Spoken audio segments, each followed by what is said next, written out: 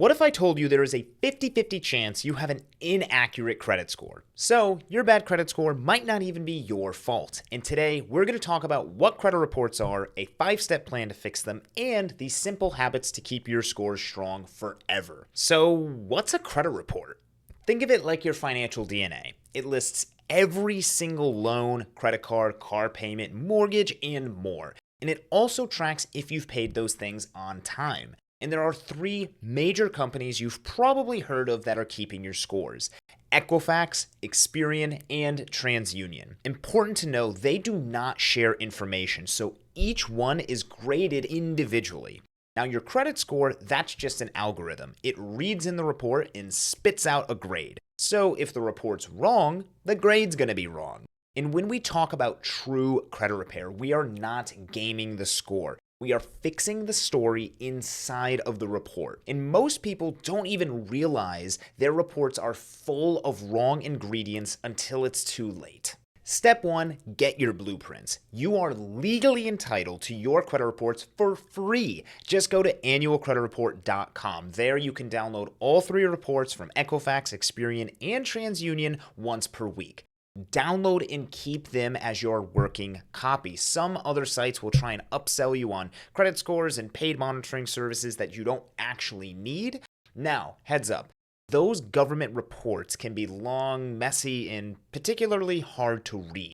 That's why a lot of people, us included, also use a monitoring tool like myScoreIQ. This service pulls your scores and reports into one clean dashboard, which definitely makes it way easier to scan for issues. Start with the free annualcreditreport.com reports because that's your legal baseline. Then use myScoreIQ to cross-reference and get your FICO scores for all 3 credit bureaus. Now, most banks use FICO, while apps like Credit Karma show a different scoring system called Vantage Score, which can be hundreds of points off from your real FICO credit score. So never base your decisions off of a Vantage score.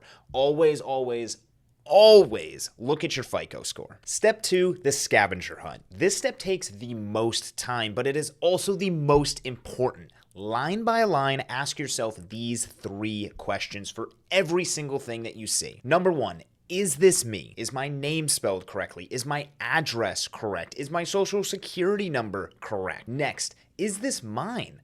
Asking yourself, do I recognize the account? Do I even remember signing up for this? And lastly, is this right? Look closely for anything that doesn't line up, like a late payment showing in a month that you know you actually paid on time, or a balance that doesn't match what you owe, an account being marked closed that was never closed in the first place, or even a charged off account with no date listed for when the charge off even happened. Literally, any missing details can make your score vastly inaccurate. So make sure to look at each credit report individually. And when you spot an issue, write it down as an account or personal information, plus the error type. Step 3, using the law, aka the actual dispute process. Just like the DMV tells you what you need in order to drive a car, the Fair Credit Reporting Act acts the same for the credit bureaus. It forces them to only keep information on your credit report that is both correct and verifiable.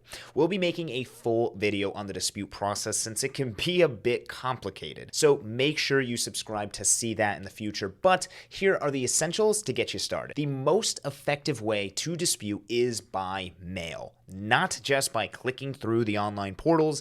Actually sending a written dispute by certified mail creates a paper trail that keeps all of your rights intact. And here's exactly what your dispute should include. Number 1, what account has the error, what the error is, and the correct information that it should be. Now, if you're a victim of identity theft, you're going to want to also file a report with the FTC through a website called identitytheft.gov, and also probably include a police report while you're at it. Now, the bureaus have 30 days to investigate, starting from the day they receive your dispute. By law, they must either update the account to make it accurate, or if the information cannot be verified, they must remove it. And here's a pro tip: even if they disagree, you can still ask the bureau to show their work. And if they can't, they have to remove it. The key here really is persistence. And if you know it's wrong, keep pushing. And throughout this process, ChatGPT is going to be your best friend, including us, of course. So if you want us to make a video sharing our templates,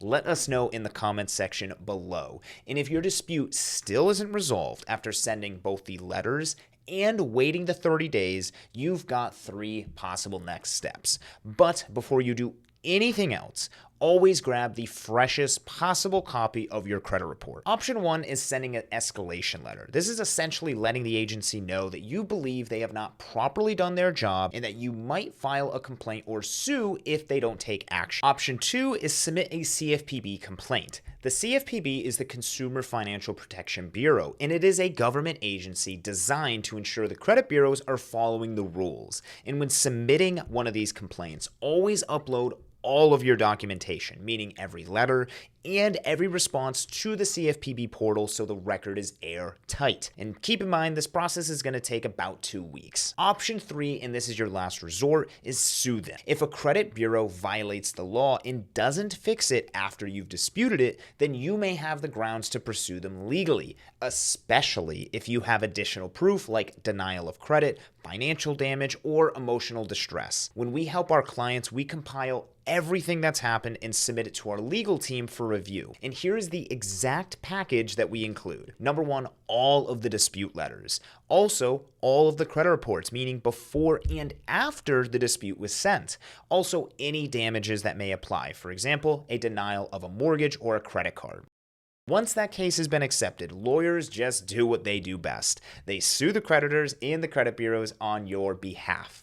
And the major benefit of this specific route is you not only get the wrong information off of your report, but you also may get paid as a result of the damages. Think of it like this. Option 1 is a warning shot. Option 2 is getting the government involved, and option 3 is hiring a lawyer. Now, none of these options are a guaranteed way to remove anything negative from your credit reports. And if you're working directly with anyone who guarantees that, something is very, very wrong. Ultimately, if the account is legitimately yours and reporting 100% accurately, then it will stay on your report for 7 years. And this 7-year rule applies to all negative accounts with the exception of Chapter 7 bankruptcies, which stay on your report for 10 years. Now, step number 4 is building good history, and you can do all of this at the same time that you're fixing your credit. So here's what matters most. First and foremost, how much you're spending on your credit cards, which is known as your utilization percentage. Number 2, how many total accounts you have, and 3, what types of accounts those are. So utilization counts for 30% of your score, and that is up to 255 points for the math nerds in the room like myself. Now, the formula for this is simple. Take your balance, divide it by the limit, and that gives you your utilization. So for example, if you owe $500 on a $1,000 limit credit card, that is a 50% utilization, which is way too high. You want to keep this below 10% to maximize your score. Now, number of accounts for an overall goal. You will want to have at least 10 total accounts between loans and credit cards over time. So for me, it took about 3 years to reach that number. And especially if you're in the midst of repairing your credit right now, then do not aim for 10 accounts out of the gate. Instead, your goal should be to get at least 3 quality accounts, and as your credit improves over time, you can continue to add more because the types of accounts matter just as much as the number of accounts. So the question you're probably asking yourself is, well, what account should I even get in the first place? So number 1, you need at least 1 credit card. This will solve your utilization by giving you the ability to get scored in that category. Number 2, you need at least 1 type of loan. This could be a student loan, an auto loan, a mortgage. It just needs to be an installment loan. So if you're missing a credit card and actively fixing your credit, then a secured credit card is going to be your best option. These are easier credit cards to be approved for because you are giving the bank a deposit for your collateral, being the credit card. So when it comes to secured cards, avoid places like Chime or Credit One, which are not real banks to begin with. Instead, look at a credit card like the Discover It secured card or even one from your local credit union. And now when opening this card, it is best to put as much money down as possible because you are essentially buying your own credit limit. And the higher credit limit you have on that initial card, the lower your utilization is going to be and the easier it is going to be to get higher limit cards in the future. So you can actually go and apply for the Discover It credit card using the link in the description below. Applying will not impact your score. Now, as far as loans go, I understand that sometimes you just don't have a reason to get a real loan, like a car or something. Back in the day, this was literally me wondering if I should just go open a personal loan for no reason other than just to build the history. Now, thankfully, you do not need to do that.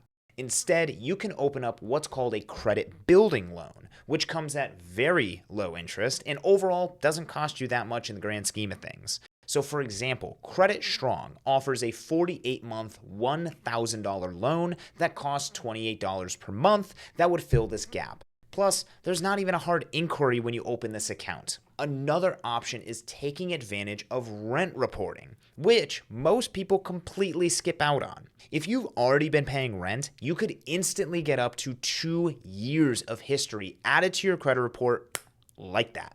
Lastly, step 5 is time plus patience. Remember, this is a marathon, not a sprint. So most negative items like late payments, collections, generally will stay on your credit report for 7 years. But that is only the case if every single thing on there is both true and verifiable. If they cannot prove it, it has to come off. Now, once you've built that momentum, here's exactly how to stay on top of your credit score. Always make at least the minimum payment on every single credit account that you have. This keeps you safe from late fees, penalty interest, and most especially negative marks. Also, pay your statement balance in full each month. That is the key to avoiding any interest on your credit cards. Remember that your statement balance is not the same as your total balance on the card. It's just what you owed at the end of your most previous billing cycle.